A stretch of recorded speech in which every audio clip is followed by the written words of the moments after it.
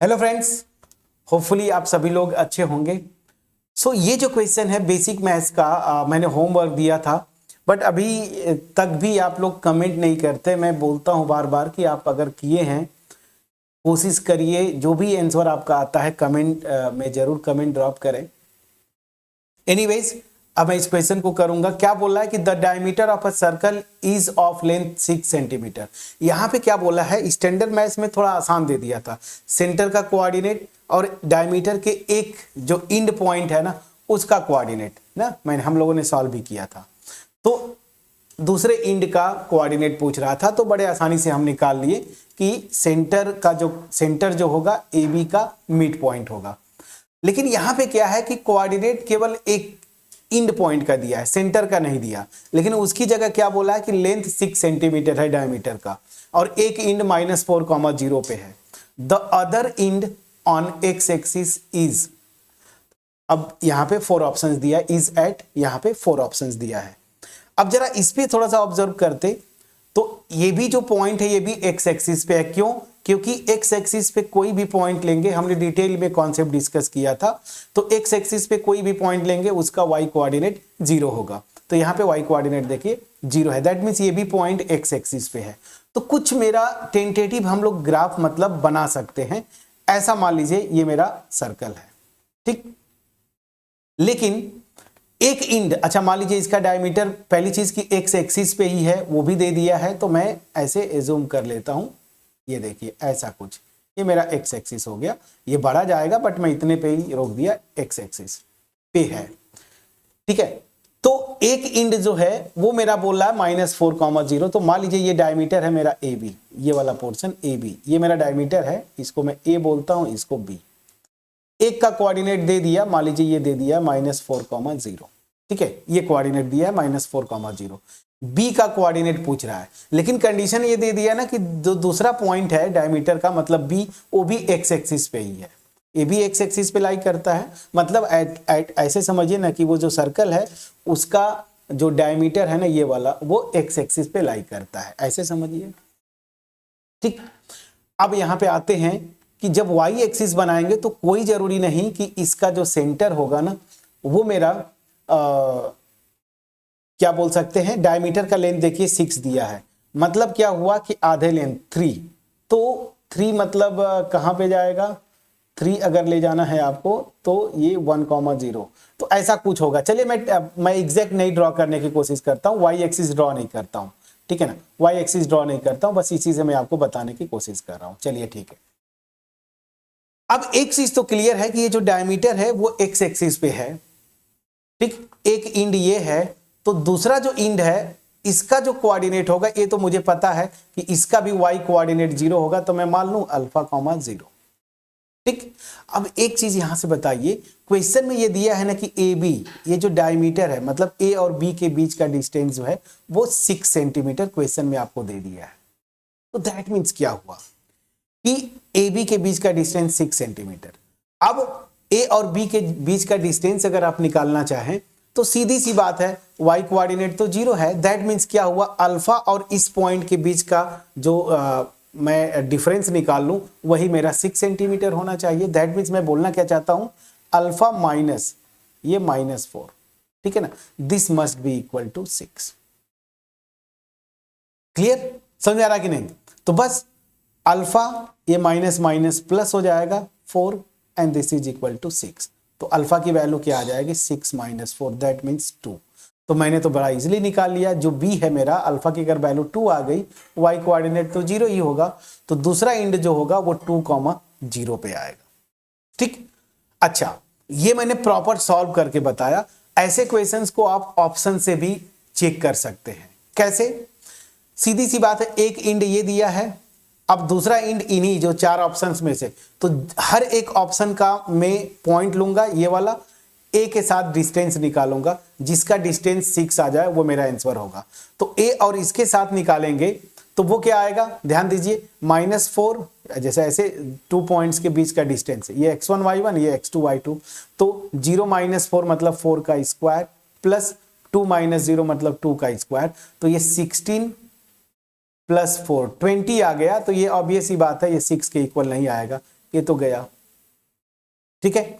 फिर इसका इसके साथ निकालेंगे तो अंडर रूट 6 मतलब x2 माइनस x1, तो माइनस माइनस प्लस हो जाएगा, डायरेक्ट मैंने कर दिया दिस, ये whole square plus y coordinates, ठीक है, 0 हो गया ये, तो 6 प्लस 4 10, 10 का स्क्वायर है मतलब ये 10 आ गया, 10 आ गया, ये भी इक्वल टू 6 नहीं हुआ क्योंकि दिया है ना कि डायमीटर 6 है, तो ये भी देखिए ऐसे भी ऑप्शंस आप कट करते जा सकते थे। अब इसके साथ चूंकि हमने थ्योरी से भी निकाला है तो इसके साथ इसका डिस्टेंस निकालेंगे, इसको मान लीजिए इसको x1 y1 मानना है, इसको x2 y2, तो under root x2 minus x1 minus minus plus हो गया होल स्क्वायर प्लस y2 0 है, y1 भी 0 है तो ये 0 हो गया, तो 4 प्लस 2 6 का स्क्वायर अंडर रूट से बाहर आके 6, ये बिल्कुल मैच कर रहा है और वही हमने निकाला भी है। अगर इसके साथ निकालते तो अगेन 4 प्लस 4 मतलब 8, 8 का स्क्वायर प्लस 0 मतलब ये 8 आ जाता, ये 6 के इक्वल नहीं हुआ, तो ऑप्शन से भी कट कर सकते थे। तो इस क्वेश्चन को करने के दो तरीके थे एमसीक्यूज में। एक तो मैंने प्रॉपर कॉन्सेप्ट लेके चला कि चूंकि दोनों पॉइंट्स एक्स एक्सिस पे हैं, एक का कोऑर्डिनेट ये है तो दूसरा अल्फा कॉमा 0 टाइप का होगा, तो ऑब्वियस सी बात है इसके बीच का डिस्टेंस 6 आना चाहिए। तो मतलब जब ये दो पॉइंट्स हैं तो हम लोग ये वाला डिस्टेंस फार्मूला क्यों लगाए, हम डायरेक्ट हम जानते हैं कि इन दोनों पॉइंट्स के बीच का डिस्टेंस एक्स कोऑर्डिनेट के डिफरेंस के इक्वल होगा, मतलब अल्फा माइनस और ये -4 है तो ये कर दिया, दिस इज इक्वल टू 6 आना चाहिए, वहां से मैंने कर लिया। या अगर आप डिस्टेंस फार्मूला लगाना चाहते थे तो वो भी लगा लेते, अल्फा माइनस माइनस मतलब अल्फा प्लस 4, इसका होल स्क्वायर प्लस 0 का स्क्वायर मतलब 0, दिस इज इक्वल टू 6 आना चाहिए, तो अंडर रूट अल्फा प्लस 4 इसका whole square this is equal to 6, square root से बाहर लेंगे तो यहां पे सीधी सी बात है अल्फा प्लस 4 ही आएगा, दिस इज इक्वल टू 6, तो अल्फा की वैल्यू 2। समझ में आ गया कि नहीं, प्लीज बोलिएगा, ठीक है। तो यहां से मैंने कर दिया। अब चूंकि ये प्रॉपर अगर आप कैलकुलेशन जाएंगे, जब आप 11th-12th में जाएगा तो स्क्वायर रूट किसी क्वांटिटी का लेते हैं तो वो मॉड आता है अल्फा प्लस 4 ऐसे, दिस इज इक्वल टू 6, तो अल्फा प्लस 4 बराबर प्लस माइनस 6, लेकिन 6 चूंकि रेडियस डिस्टेंस है वो निगेटिव हो नहीं सकता तो हमेशा इसको पॉजिटिव लेते हैं, बट एनीवेज वो आपको नहीं करना है, बस आप जैसे करते हैं ये डिस्टेंस को पॉजिटिव ही बाहर लिया तो वहां से, तो दो तरीके से आप कर सकते थे इसको।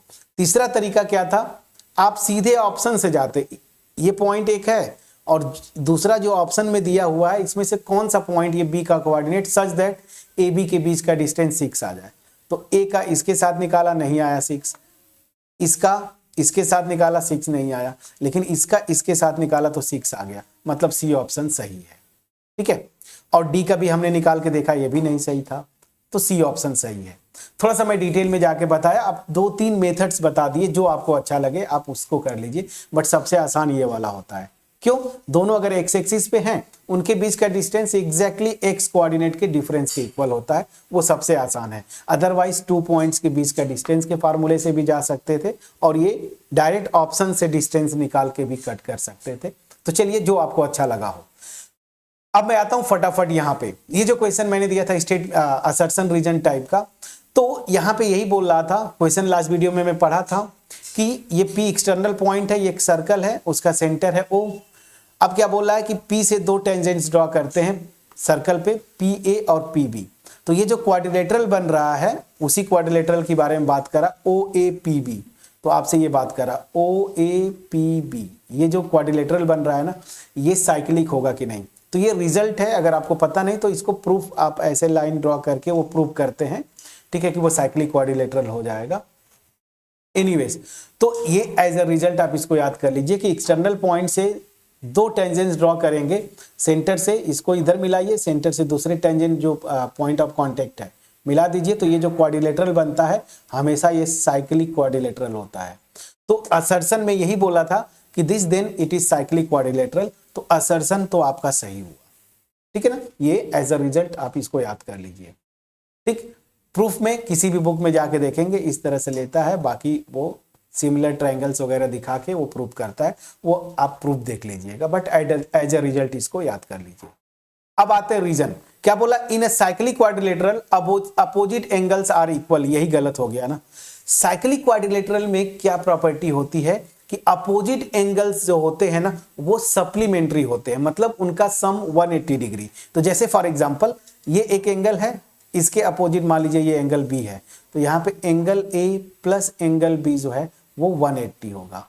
यहाँ पे ये एंगल है, इसके अपोजिट एंगल ये है, तो angle O plus angle P ये क्या होगा 180। तो रिजल्ट क्या है कि अब in cyclic quadrilateral opposite angles are supplementary, मतलब उनका सम 180 डिग्री होगा। लेकिन यहाँ पे क्या बोल रहा है कि एंगल्स आर इक्वल। यहाँ पे ये बोल रहा है कि angle A equal to angle B और angle O equal to angle P, ये नहीं होता। ये अगर आप देखें तो ये मेरे ख्याल से पैरेललोग्राम में शायद ये सही होता है ना। रिजल्ट कमेंट सेक्शन में जरूर कमेंट करिएगा कि पैरेललोग्राम की ये प्रॉपर्टी है या नहीं, ठीक है, कि अपोजिट एंगल जो होते हैं ना, अपोजिट वर्टिसेस एंगल वो आपस में इक्वल होते हैं। ये आप कमेंट सेक्शन में कमेंट करेंगे। बट साइक्लिक क्वाड्रिलेटरल में ये रिजल्ट है, इसको याद कर लीजिए, अपोजिट एंगल सप्लीमेंट्री होते हैं, मतलब उनका सम 180 डिग्री। तो ये तो गलत हो गया। तो यहां से क्या हमने देखा, असर्शन मेरा ट्रू है लेकिन रीजन जो है वो फॉल्स है। तो इसके लिए कौन सा ऑप्शन होता सही, यहां से आते यही चारों ऑप्शंस थे। Assertion A is true but reason R is false, मतलब सी ऑप्शन यहाँ पे सही होता। तो यहाँ पे जो है इस क्वेश्चन के लिए मैंने वो ऑप्शंस नहीं लिखे थे क्योंकि ऊपर लिखा था, तो सी ऑप्शन आपका सही है। तो अब स्टैंडर्ड मैथ्स के भी क्वेश्चन कर चुके दोनों सर्कल पे, असर्शन रीजन और वो एमसीक्यू, और बेसिक मैथ्स का भी। और आप देखेंगे कि अगर कंपेयर करें आप तो ये थोड़ा सा, हालांकि दोनों मतलब ऐसा नहीं कि नहीं कर सकते थे, बट दोनों में कंपेयर करेंगे तो बेसिक मैथ्स का ऐसा नहीं कि इजी था, ठीक है ना। मतलब ये 20 ही पड़ेगा, 19 नहीं पड़ेगा जो स्टैंडर्ड मैथ्स के क्वेश्चंस थे। तो इसलिए मैं आपको बोलता हूं कि आप बेसिक मैथ्स लिए हैं तो ये मत खुश हो जाइए कि स्टैंडर्ड मैथ्स में तो बहुत टफ आता है, ऐसा नहीं। हाँ, कुछ क्वेश्चंस हैं बट ऐसा नहीं, मैं तो देखा हूँ प्रोबेबिलिटी के क्वेश्चंस किए, ये क्वेश्चंस किए, तो बेसिक मैथ्स के क्वेश्चंस का लेवल थोड़ा सा अच्छा है ना। सो एनीवेज, मेरा एफर्ट कैसा लगा, आपके पास पहुंच पाया कि नहीं, ठीक है। वीडियो में जरूर वीडियो देखने के बाद कमेंट सेक्शन में जरूर कमेंट करिएगा, मैं सुनना चाहता हूं, खास करके मेरे जो पुराने स्टूडेंट्स हैं, आप जरूर कमेंट करें अगर समझ में आता है, कॉन्सेप्ट पहुंच पाता है। वीडियो को लाइक करिए, अपने फ्रेंड्स के साथ शेयर करिए। बट इसके साथ भी क्वेश्चंस 2024 बेसिक और स्टैंडर्ड दोनों में बने हैं। और इसके अलावा ये 2 मार्क्स तो यहाँ पे हो गया, फिर वहाँ पे देखिए मे बी 2 मार्क्स या 4 मार्क्स में आए होंगे, वो देखा जाएगा किस सेक्शन में आया था आपके। तो क्वेश्चंस बन रहे हैं, इंपॉर्टेंट टॉपिक है, रिजल्ट बेस्ड ज्योमेट्री का कॉन्सेप्ट है, बहुत डिटेल में मैंने थ्योरी डिस्कस किया है, आप उसको देखें, ठीक है। अब तो प्रॉपर समय है, 1.5-2 महीने जो भी बचे हैं बहुत अच्छे से लग जाना है, ठीक है। चलिए मिलते हैं नेक्स्ट वीडियो में, थैंक यू।